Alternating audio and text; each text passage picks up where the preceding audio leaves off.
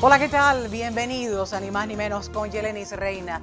Gracias por acompañarme a esta hora y comenzar con un tema que por estos días sigue ahí, cada minuto genera titulares y todo el mundo tiene una misma pregunta. Muchos desde Cuba se la hacen constantemente y me escriben en los programas. Yelenis Reina, ¿qué va a pasar? ¿Cuánto tiempo va a demorar?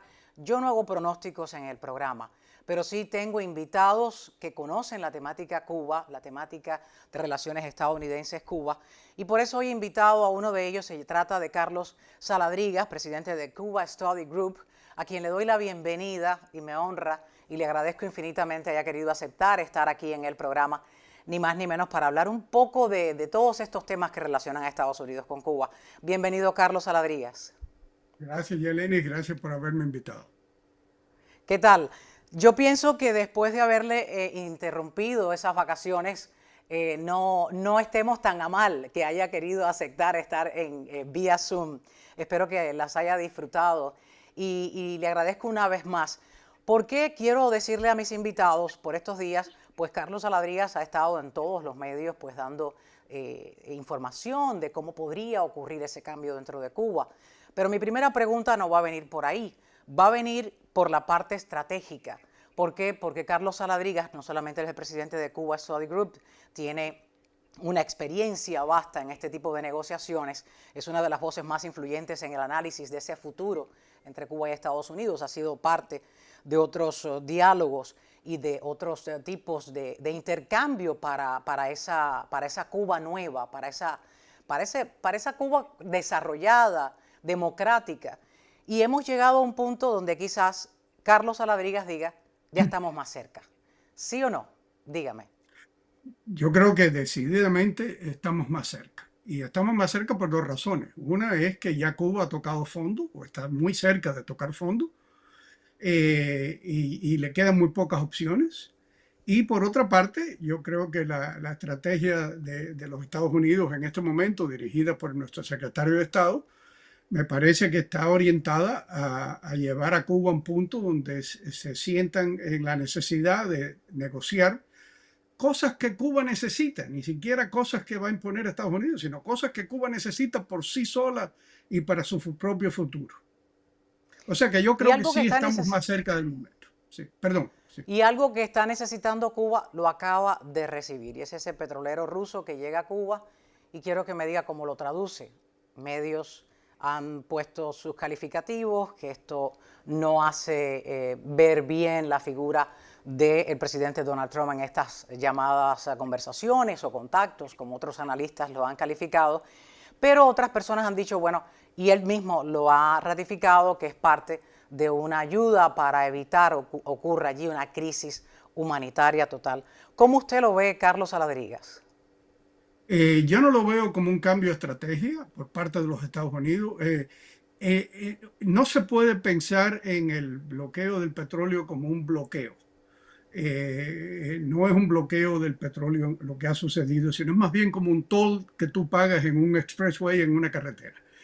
Sencillamente, cada vez que entra un barco de petróleo en Cuba, los Estados Unidos tienen que dar su consentimiento y tienen que saber qué está pasando y a dónde va ese petróleo y qué va a pasar con el petróleo.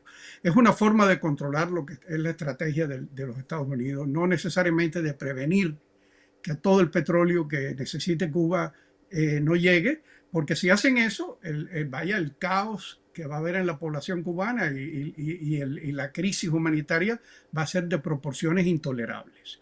O sea que es más un control sobre el flujo del petróleo que necesariamente un bloqueo total y absoluto del petróleo.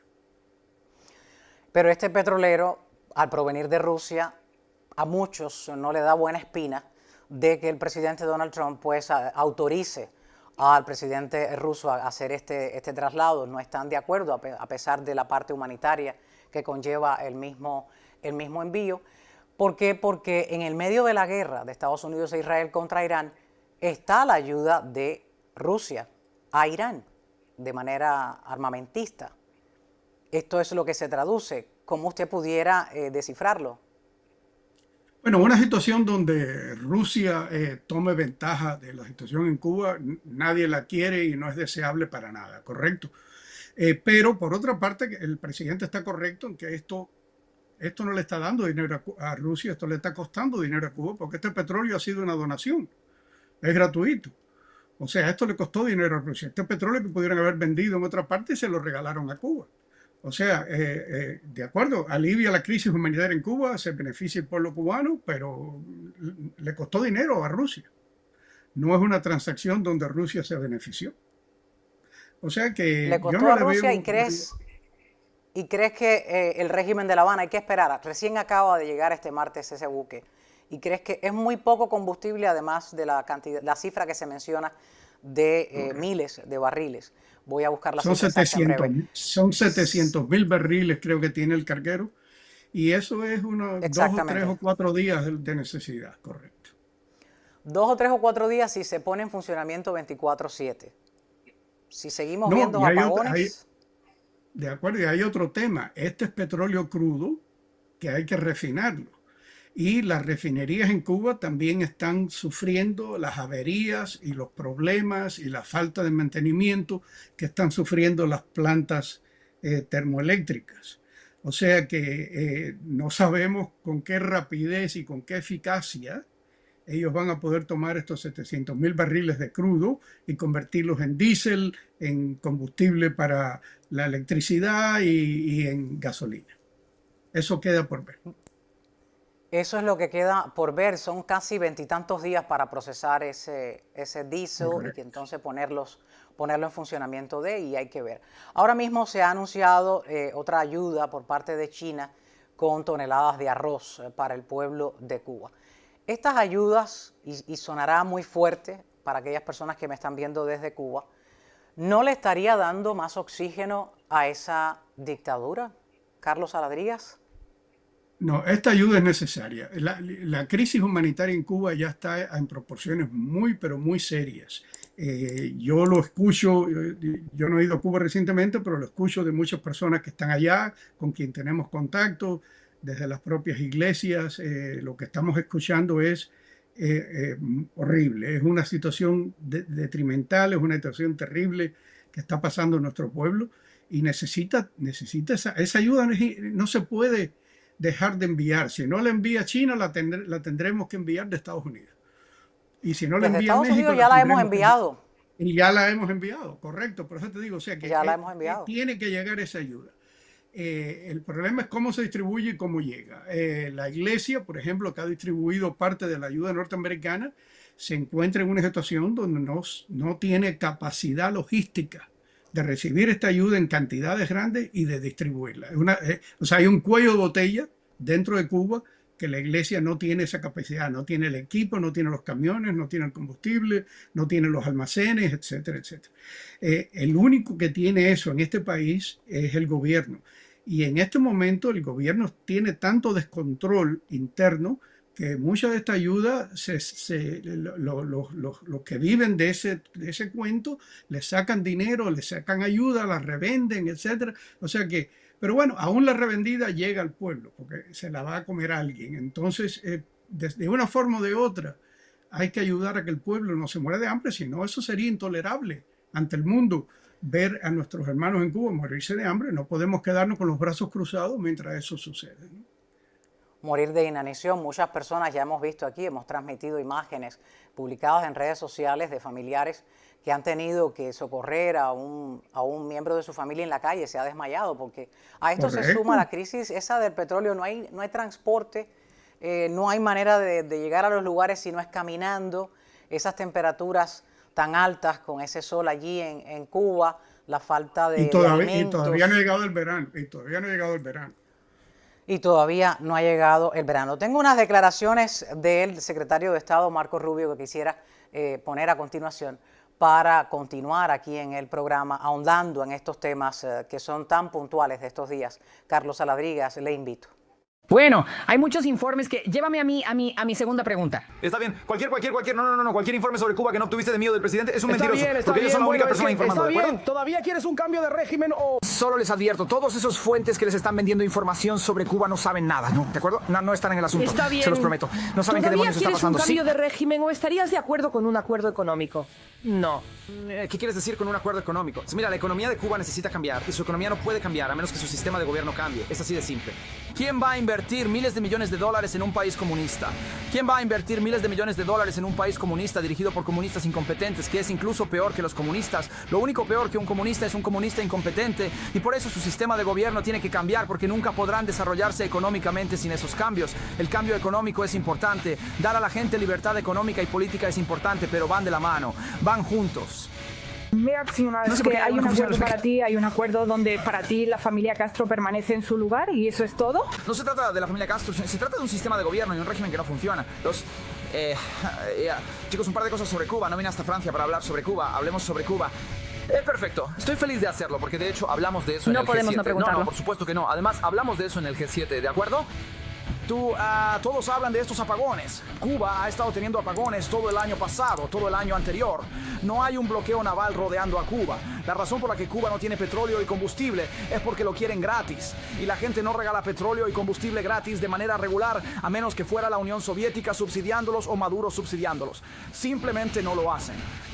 Pueden recibir un envío aquí o allá de vez en cuando, pero no lo suficiente para sostener su país, ¿de acuerdo? Así que la razón por la que están teniendo apagones es porque tienen equipos de los años 1950 y 60 que nunca mantuvieron o actualizaron, ¿de acuerdo? Pero en última instancia, la razón por la que Cuba es un desastre es porque su sistema económico no funciona. Es un sistema sin sentido y el pueblo de Cuba está sufriendo por las decisiones, por la falta de voluntad de las personas que gobiernan ese país para hacer los cambios que deben hacerse para que puedan unirse al siglo XXI. Es triste que el único lugar, los cubanos solo pueden tener éxito si dejan el país. Eso es algo muy triste. ¿De acuerdo? Ves a los cubanos ir por todo el mundo y encontrar éxito, excepto en Cuba. Eso tiene que cambiar, y para que eso cambie necesitas cambiar a las personas a cargo, necesitas cambiar el sistema que dirige el país y necesitas cambiar el modelo económico que está siguiendo. Esa es la única manera de avanzar si Cuba quiere un mejor futuro. Lo hemos expresado claramente y repetidamente durante muchos años y tal vez ahora haya una oportunidad para hacerlo. Veremos. Esto fue durante su arribo a Francia para estas reuniones de emergencias de los cancilleres del G7. Y claro está, muchas personas pues allí, hasta en Francia, quieren saber qué está pasando en Cuba. Esto es una preocupación a nivel internacional. Lo que pasó en Venezuela ha creado un precedente. Y las personas están como contando los meses y están poniendo semanas de cuándo podría ocurrir con Cuba. Él mencionaba, el secretario de Estado mencionaba, Carlos Saladrigas, sobre aquel que se intente o que se atreva a invertir en Cuba, está loco con ese gobierno. Pero el gobierno de Cuba dio esa luz verde para esa apertura económica. ¿Crees que ocurra que hayan inversionistas? Usted es un inversionista de mucha experiencia, ha sido miembro hasta de la Pepsi Company, tuvo una de las compañías más grandes así calificada aquí en Estados Unidos. ¿Cree que un inversionista correría ese riesgo, a mi modo de ver? Bueno, depende de qué inversionista y de cuánto riesgo estamos hablando, ¿correcto? Por ejemplo, en Cuba existen las pequeñas empresas que toman mucho más riesgo de lo que yo tomaría como inversionista. ¿Por qué toman más riesgo? Porque es la única opción que tienen en Cuba, viven allá adentro, lo conocen, manejan el mercado, se pueden defender muy bien, algunas están ganando buena plata, se saben manejar aquello y funciona muy bien. Esas pequeñas empresas que existen en Cuba son la solución para el cambio. Por ejemplo, en el momento de cambio, cuando ese momento llegue, yo anticipo una explosión muy grande de estas pequeñas empresas con el capital de aquí familiar del exilio, no capital formal, pero el capital familiar, lo que llamaríamos remesa, que se invierten en Cuba en estas pequeñas empresas y van a ser los primeros actores económicos de un cambio significativo en Cuba cuando sucede ese cambio, en el momento que eso suceda. Pero yo estoy totalmente de acuerdo con el secretario Rubio, los inversionistas de peso, los inversionistas de mayor envergadura, los inversionistas más tradicionales, no van a invertir en Cuba en estas circunstancias porque no hay seguridad de la inversión, no hay garantías, no hay leyes, no hay electricidad, la infraestructura está por el piso. O sea, son tantos los factores que para que Cuba sea atractiva la inversión, una inversión más seria, más grande, de mayor envergadura, tienen que hacer muchos cambios. no solo económico, y ahí coincido también con el secretario, sino también político. Tienen que haber cambios políticos, tiene que haber un poder judicial independiente, tienen que haber leyes que protejan la inversión, tiene que quedar claro de que existe y se va a respetar la propiedad privada. Tiene que haber seguridad bancaria. Si yo deposito dólares en una cuenta de banco en Cuba, yo tengo que asegurarme que esos dólares estén ahí, que no los usen para otra cosa.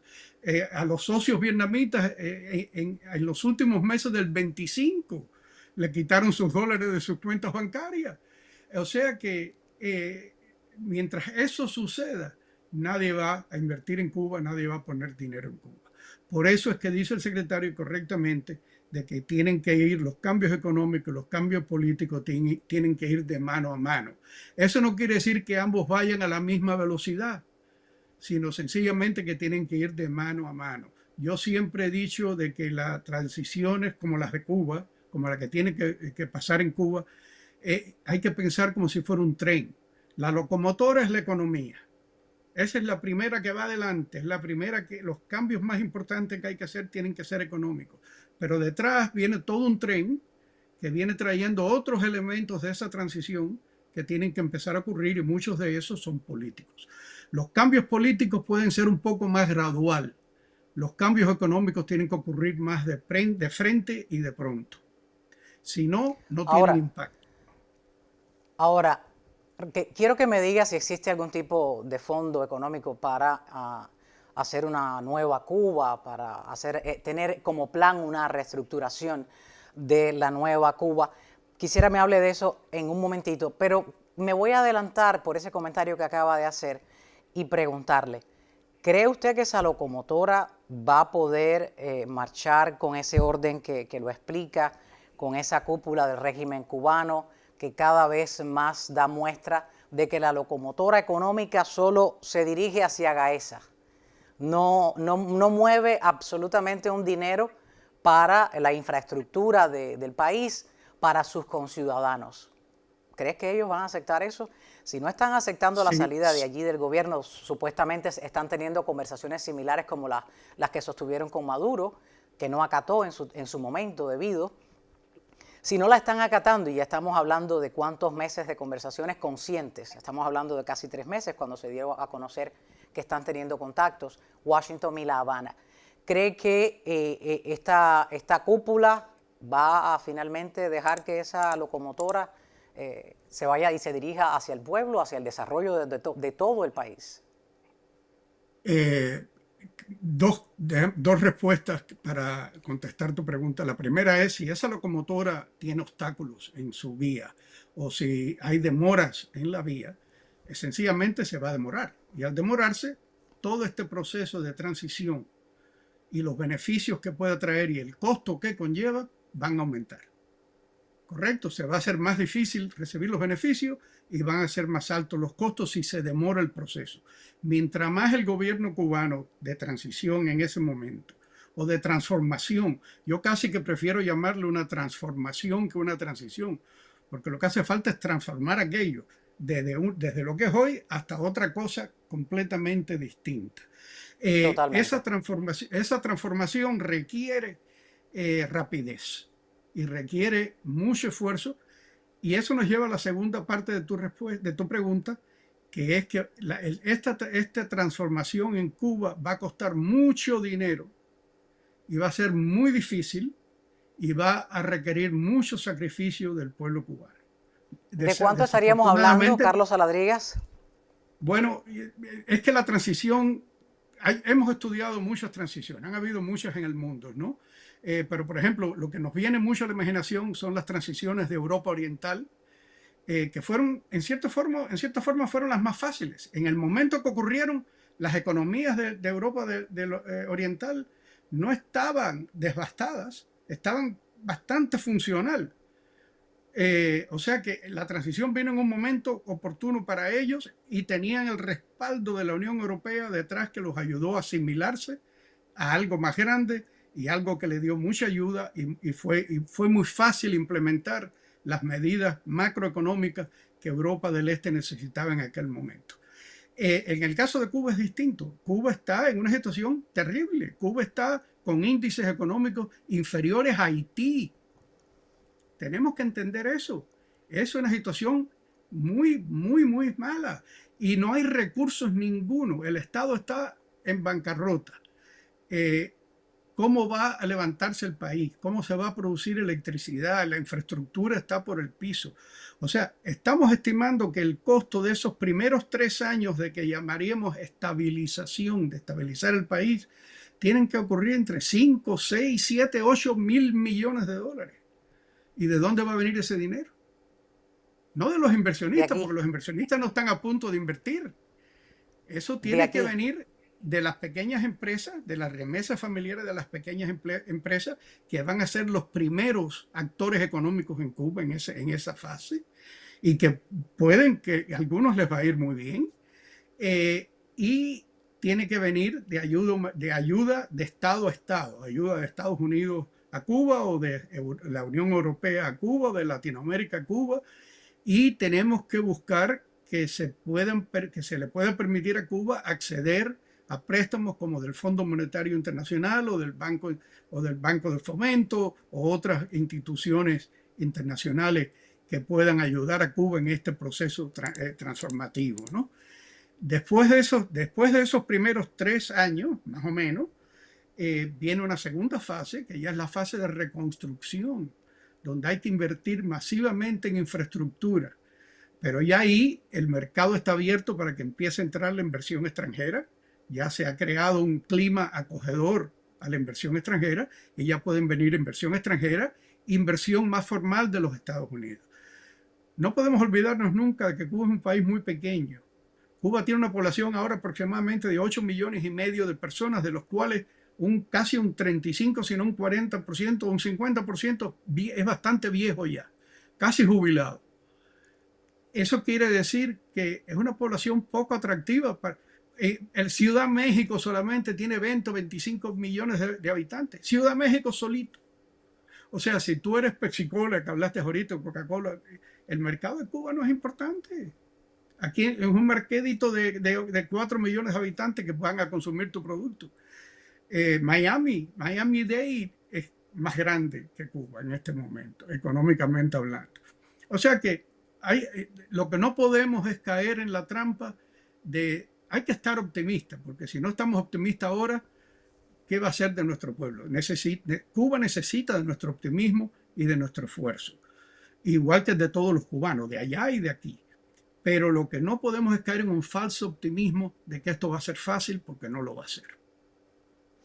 No lo está haciendo fácil. La guerra de Irán pues está dilatando un poco más la atención hacia Cuba, que se tenía puesta una vez ocurrió lo del 3 de enero con Maduro y su esposa, pero está en camino, está en proceso, todavía quedan ahí 3 años activos de esta administración para dar muestra. Muchas personas hablan de meses, otros de semanas. No me gusta usar ese término con esa ciudadanía dolida, sufrida, que está atravesando una crisis, como bien mencionabas, y veíamos imágenes insostenibles ya casi.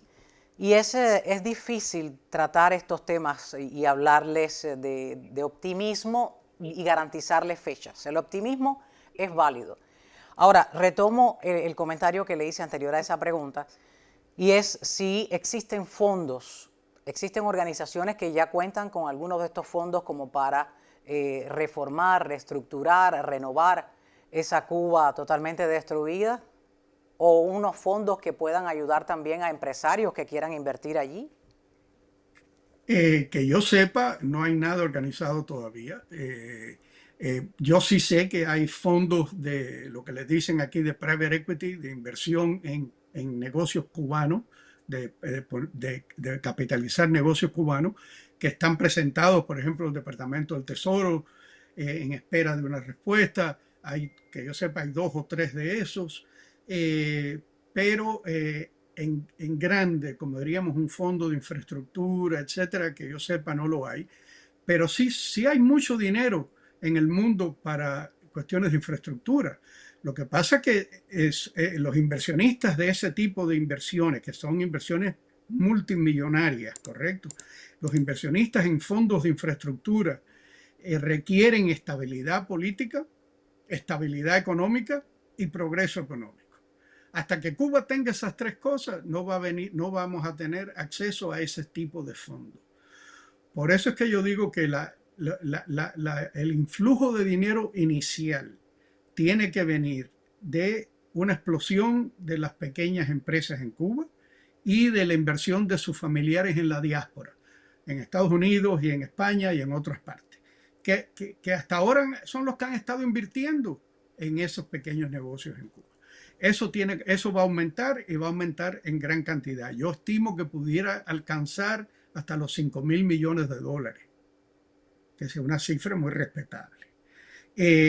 Entonces, eso va a crear una actividad económica que va a dar recursos, va a pagar impuestos, que va a utilizar el gobierno de Cuba para pagar su burocracia, para pagar los salarios de los maestros, de las escuelas, de los transportistas, etcétera. Y aparte de eso, tiene que haber ayuda extranjera. Sin esa ayuda extranjera, Cuba no va a poder levantar cabeza. Y por supuesto, asumiendo que Cuba acepte todos estos cambios y una secuencia de cambios conjuntos económicos y políticos, Estados Unidos tiene que buscar la forma de levantar sus sanciones. Porque una economía sancionada no se levanta. Eso es un buen punto. Yo le iba a preguntar al respecto. Sí, es un buen punto porque no podemos hacer negocios cuando hay una especie de sanción que te impida llegar de manera directa el producto. Tienes que ser a través de un tercer país, ahí se encarecen mucho más las inversiones, claro está. No, y que como cubanos americanos sencillamente no podemos invertir. La ley Helms-Burton no nos permite a nosotros, los cubanos americanos que vivimos en Estados Unidos, el cubano en la diáspora que vive en España es otra cosa, pero nosotros aquí no podemos invertir en Cuba. O sea que si se abre esta verdadera oportunidad de inversión, a quien estamos deteniendo es a nosotros los propios cubanos que no podemos invertir. Otros sí pueden y nosotros no. Ese es un problema que hay que estar al tanto de ese. Hay que estar al tanto. Ahora mismo el gobierno de México está en conversaciones, y mencionabas las pequeñas empresas que sí están autorizadas, con varias empresas privadas interesadas en comprar combustible a Pemex. ¿Por qué? Porque el gobierno de Trump sí autoriza el envío de combustible a entidades privadas cubanas, que aquí hemos puesto pues la tabla con los nombres de todas estas compañías que fueron dadas a conocer recientemente. Todas tienen el apellido de los Castro, todas tienen una relación con Gaesa. Esto también hay que ver cómo se amplía un poco más y se pueda ver que las pequeñas empresas desde el exterior, desde un tercer país, sean también no codueñas, sino dueñas de esas inversiones a cargo de un porcentaje, en fin, como todos los negocios se hacen. Pero teniendo la experiencia de las negociaciones, por así llamarle, que no fueron fructíferas, cuando la era Obama, usted tuvo conocimiento de ellas, ¿cómo las compara estas con aquellas? Sí, bueno, lo de aquella época fue muy fructífero. Yo creo que Obama despertó en Cuba una esperanza. Yo estuve allí en Cuba en ese momento y yo vi en el pueblo una esperanza que yo jamás había visto en Cuba. Yo recuerdo jóvenes que yo les hacía la pregunta: ven acá y por fin te vas a ir para la Yuma. No, ahora sí que yo no me voy. Ahora sí, ahora se va a poner buena la cosa aquí. Aquí ahora yo me quedo. Y mira el desencanto que tuvieron todos esos, que fue el resultado de ese éxodo masivo que tuvimos en el periodo post-Obama. Obama lo que le presentó un clima a Cuba, quizás su última oportunidad bonita y elegante de haber pactado una salida elegante para el problema cubano y haber logrado encaminar a la isla en un camino de progreso y de libertad.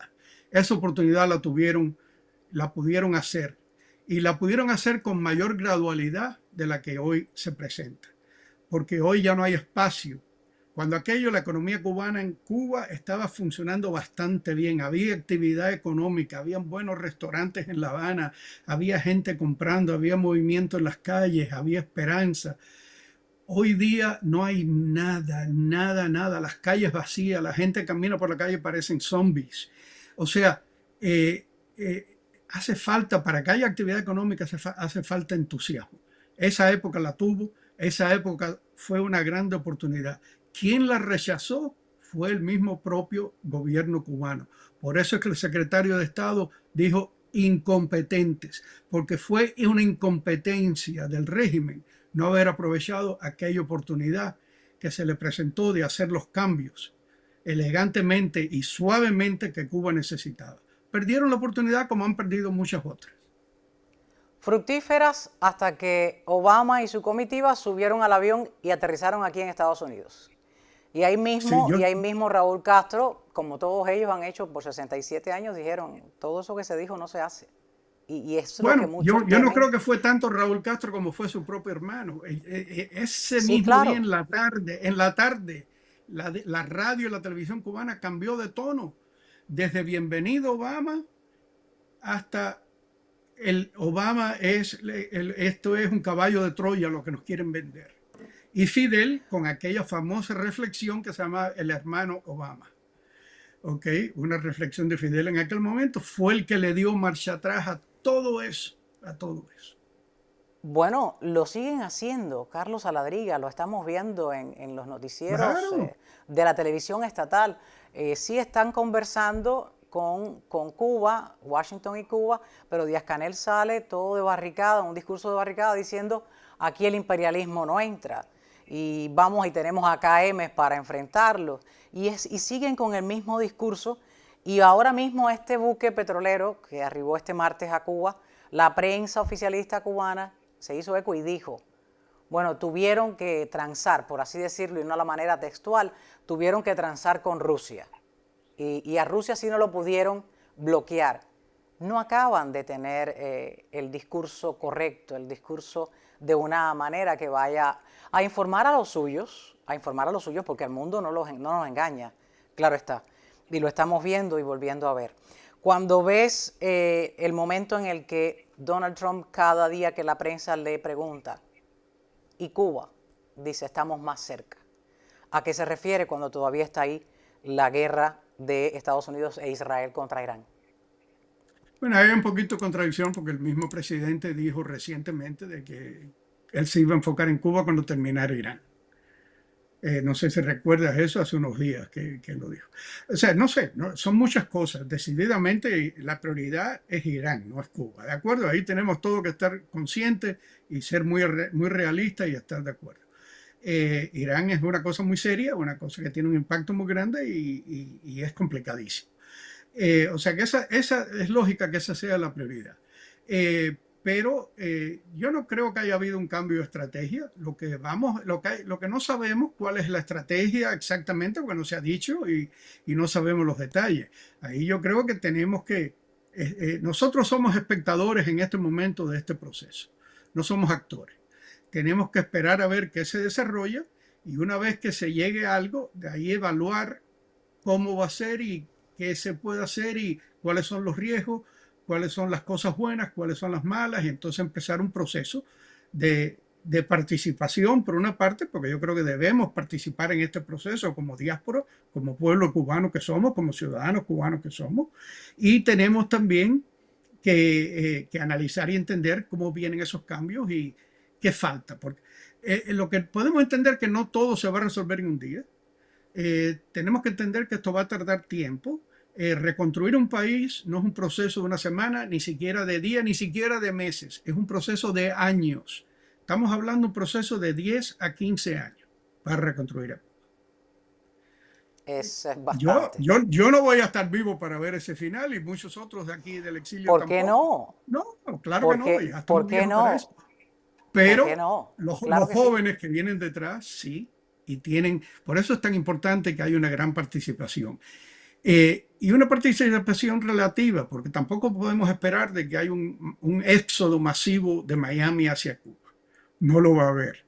Nadie va a dejar sus vidas aquí ya establecidas por buscarse una vida nueva en un ambiente de aventura, porque va a ser una aventura económica aquello. Puede haber oportunidad de ganar mucho dinero, pero va a ser muy difícil. Entonces, puede haber mucho aquellos que tienen la capacidad económica de hacerlo, de invertir en algo allá, pero con socios locales, socios que de allá puedan manejar las cosas y que conozcan el entorno y que conozcan el medio ambiente. El que se crea que viviendo aquí hace 60 años, 50, 40 o 30, tú puedes de pronto caer como paracaidista en Cuba y entender el país, está equivocado. No, ¿Ok? Hay que vivir no lo allí para creo. entender aquello y conocer aquello. No lo creo. Entonces, Yo que llevo menos tiempo, digamos bastante, fuera de Cuba, no me veo de paracaídas de nuevo allí y entenderlo. claro que no, claro que no. Y ese es otro de en nuestro idealismo, nuestro gran deseo de ver a Cuba libre, etcétera. Yo creo que a veces nos hacemos el coco, como diríamos, de que esto va a ser fácil y desafortunadamente no. Va a ser fácil, va a ser difícil y lento, pero vamos a terminar con una Cuba muy bonita para nuestros nietos y nuestros bisnietos, etcétera, que en un momento dado pudieran algunos regresar a su país de origen. Esperemos que así sea. Una pregunta a modo de cierre, Carlos Saladrigas. ¿Qué les respondería a aquellas personas que dicen Estados Unidos no le interesa a Cuba porque allí no hay nada? ¿Crees que eso es cierto? Sí y no. Es cierto en cierta medida. Como te estaba diciendo ahorita, es una economía muy pequeña. Ponte 4 millones o 5 millones de consumidores. Muy pequeñito. Y sin poder adquisitivo. ¿Correcto? Además. Ahora, y no hay petróleo, como en Venezuela, que sale de la tierra y el dinero en Venezuela sale debajo de la tierra. En Cuba no. En Cuba hay que ganárselo, como diría aquel anuncio de Smith Barney, the old fashioned way. Hay que trabajarlo. ¿Correcto? A la manera antigua. Tiene que ser sudado. Entonces, Sí. va a requerir un trabajo extraordinario. Pero Cuba tiene mucho potencial si nos toca un líder con visión. La visión es lo que va a definir. Cuando Cuba se abra, lo importante, la próxima pregunta que nos tenemos que hacer es, bueno, ahora se abrió y ahora ¿hacia dónde va? ¿Va a ser un país más caribeño o va a ser un Singapur, un Israel, unos países del Báltico o una combinación de ellos, una Bermuda que tiene un per cápita income muy superior al de los Estados Unidos? ¿A dónde se va? ¿A dónde se va Cuba en este momento? Ahí es donde viene la gran visión de los líderes futuros cubanos, donde hace falta que tengan esa visión hacia dónde nos vamos. Yo veo una Cuba que se dedique a ser un gran centro financiero, que va a ser un centro, un hub de transporte intercaribeño, un hub de actividad empresarial, un hub de actividad creativa en la tecnología, en las ciencias, en la medicina, un centro de turismo médico regional. Todas esas cosas son factibles en Cuba y pueden crear una Cuba, no una Cuba que va a producir millones de millones de millones en petróleo, pero que con el trabajo de los cubanos y de los inmigrantes que vamos a necesitar, porque Cuba tiene que volver a traer chinos, gallegos, todo el que quiera venir para Cuba que regrese, De nuevo. o que venga de nuevo. Y entonces levantar una Cuba con una economía pujante, una economía moderna y una economía creciente, que de aquí a 15 o 20 años nos va a dar una Cuba que va a ser la joya del Caribe de nuevo. Esa sería la visión. Carlos Saladrigas, no solo le agradezco, sino que esta conversación quisiera que le llegara, aparte de esa cúpula, sobre todo al más tosudo del grupo, al dictador designado cubano Díaz-Canel, porque necesita abrir su mente a lo que es de verdad la verdadera empresa de desarrollo, y usted le acaba de dar la fórmula. Hay varios caminos para ese desarrollo dentro de Cuba y esa nueva Cuba, y él aún no lo ve. Y hace falta que lo vea no solamente por él, sino por todo ese pueblo No, por que se lo Cuba. merece. Le hace falta que lo vea todo el mundo por Cuba, porque si todos vemos lo mismo, sabemos por dónde caminar y sabemos por dónde ir. Muchísimas gracias. Que lo vean por Cuba y aquí estaremos para dar esa gran noticia en su momento llegado. Carlos Saladrigas, mil gracias por estar en Ni Más Ni Menos. Gracias con a Yeleni ti. Reina. Gracias por haberme invitado. Les invito a que aprendan conmigo a cómo suscribirse al canal si es que no lo ha hecho todavía. Es muy sencillo. Muchas personas me dicen, te veo desde mi celular, pero no me llegan las notificaciones de cuándo sale tu programa. Esta es la manera de hacerlo. Les voy a poner en pantalla la pantalla, valga la redundancia, del teléfono que tengo en mis manos. ¿Cómo no perderse uno de los programas de Ni Más Ni Menos con Yeleni Reina? Vayan a la aplicación de YouTube en su teléfono móvil, luego a la lupita que tienen encima a la derecha, ahí van a escribir mi nombre, Y-E-L-E. Rápidamente les va a salir en la primera línea Yeleni Reina, con solo escribir 2 o 3 letras. Yeleni Reina, ahí le hacen clic, ahí están viendo la portada del canal de Yeleni Reina, donde pueden ver Ni Más Ni Menos con Yeleni Reina. Justo donde dice suscribirme, le hacen clic, ya está suscrito. ¿Qué pasa? Debajo va a tocar donde dicen suscrito, pero ahí va a tocar todas. Ahí está saliendo debajo. Dice notificaciones. Dice personalizadas. Usted escoge. Yo le voy a dar todas porque yo quiero saber cuándo mi programa está en el aire. Si usted lo hace y se suscribe, mil gracias. Si no lo ha hecho y alguna persona que conozca del programa no lo ha hecho, pues compártale este video para que aprenda y no se pierda ninguno de los programas de Ni Más Ni Menos con Yeleni Reina. ¿Quién sabe? Y un día, si está suscrito, puede ganarse algún regalito. Mil gracias por ver el video, compártanlo para que muchas personas se enteren cómo recibir las notificaciones de Ni Más Ni Menos con Yeleni Reina. Ni más de lo que ocurre, ni menos de lo que nos importa. Mil gracias.